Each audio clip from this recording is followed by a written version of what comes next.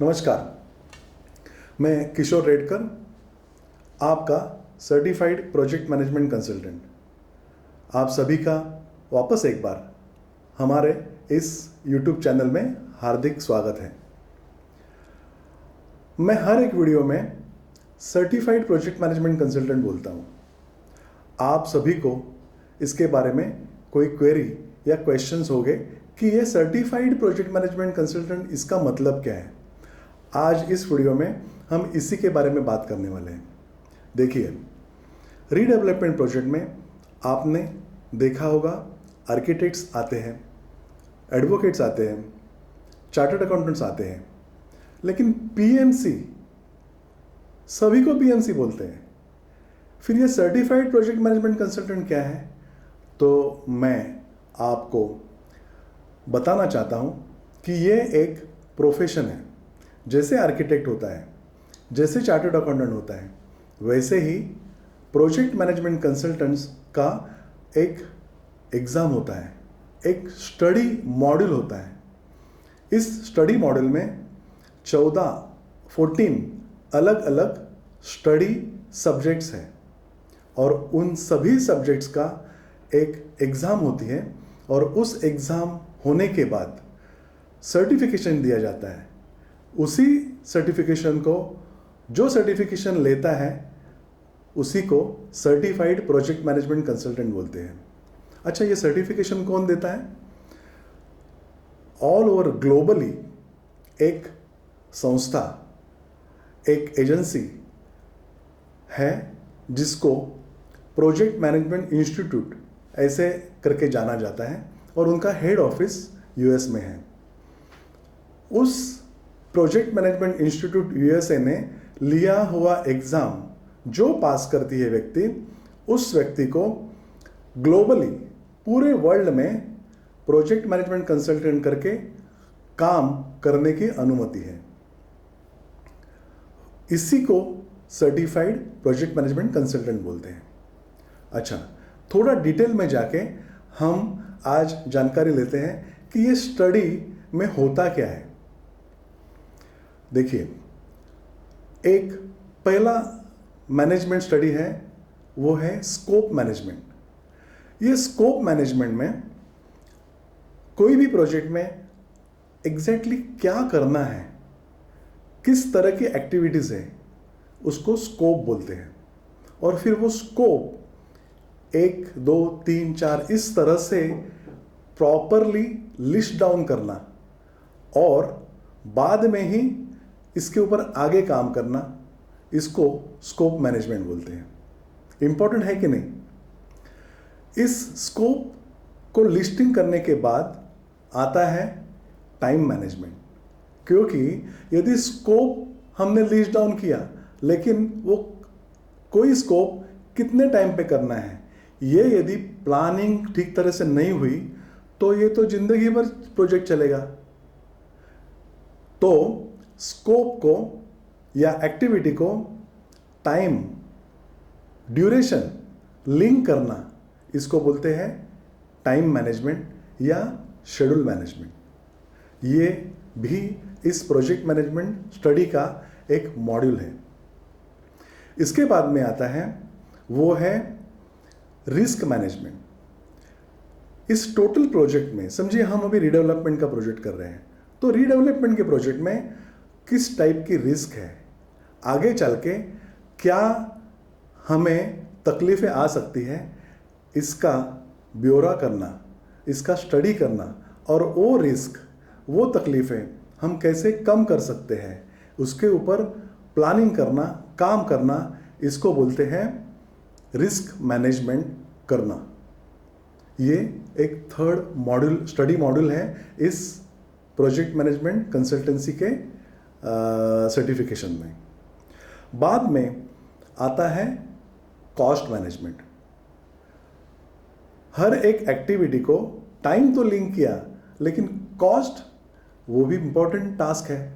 तो उस कॉस्ट को स्टडी करना, उस एक्टिविटी के लिए कितना कॉस्ट लगेगा, कितनी कीमत होगी, ये स्टडी करके उसको लिस्ट डाउन करना, ये कॉस्ट मैनेजमेंट में आता है।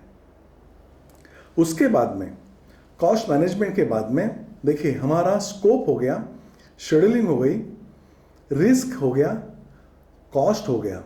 अभी आ रहा है वो है रिसोर्स मैनेजमेंट।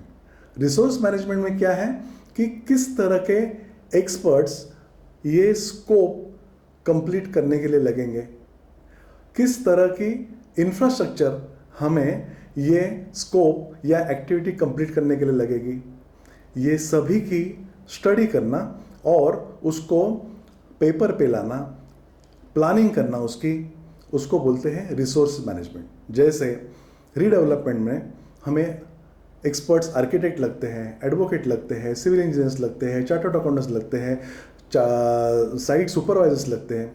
ये सभी को प्रॉपरली अलाइन करना, उनको उनके टाइम और उनका जो भी मेहनत है उसके बारे में ठीक तरह से जानकारी लेके उनको एक रिसोर्स मैनेजमेंट में लाना, ये बहुत इम्पोर्टेंट टास्क कोई भी प्रोजेक्ट में होता है। उसके बाद में होता है stakeholder management. Stakeholder यानी क्या? देखिए हर एक कोई भी प्रोजेक्ट में उस प्रोजेक्ट का अच्छा या बुरा, इसका इम्पैक्ट जिसके ऊपर होता है वो सभी व्यक्ति स्टेक होल्डर से ऐसे जाना जाता है। तो स्टेक होल्डर मैनेजमेंट ये भी प्रोजेक्ट मैनेजमेंट कंसल्टेंसी के सर्टिफिकेशन का एक महत्व का स्टडी का हिस्सा है। जो इंपॉर्टेंट स्टेक होल्डर्स है उनके बारे में उनको ज़्यादा इंपॉर्टेंस देना, उनका ओपिनियन लेना, उनको टच में रहना, उनके जो भी इश्यूज है उसको कंटिन्यूसली उसके ऊपर काम करना, that is called stakeholder management.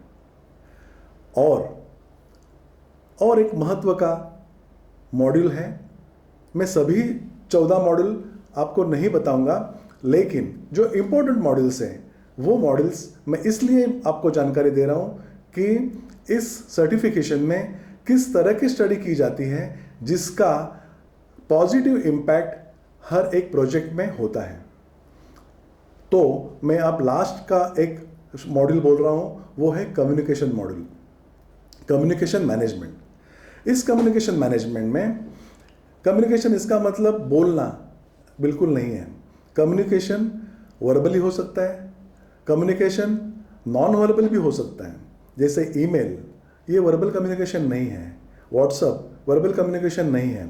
ऐसे अनेक प्रकार के कम्युनिकेशन करना ये कम्युनिकेशन मैनेजमेंट में आता है, बट ये एक बहुत इम्पॉर्टेंट स्टडी सब्जेक्ट है।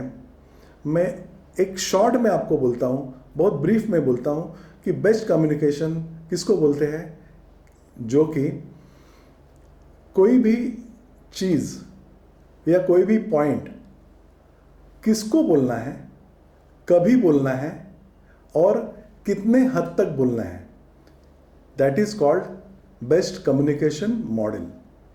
तो ये सभी जो मैंने आपको मैनेजमेंट की स्टडीज़ के बारे में बोला और ऐसे अनेक मॉडल्स इस स्टडी में है, इस सर्टिफिकेशन में है, इसीलिए ये बहुत इम्पॉर्टेंट है। कोई भी प्रोजेक्ट में ये एक्सपर्ट होना ये बहुत ज़रूरी है। मैं आपको बहुत प्राइड से बोलना चाहता हूँ कि ये सर्टिफिकेशन मैंने लिया है और आज रीडेवलपमेंट के फील्ड में इस सर्टिफिकेशन के साथ में और मेरे आर्किटेक्ट, चार्टर्ड अकाउंटेंट्स, एडवोकेट, इन सभी टीम को साथ में लेके हम कोई भी प्रोजेक्ट सक्सेसफुल करने की कोशिश करते हैं।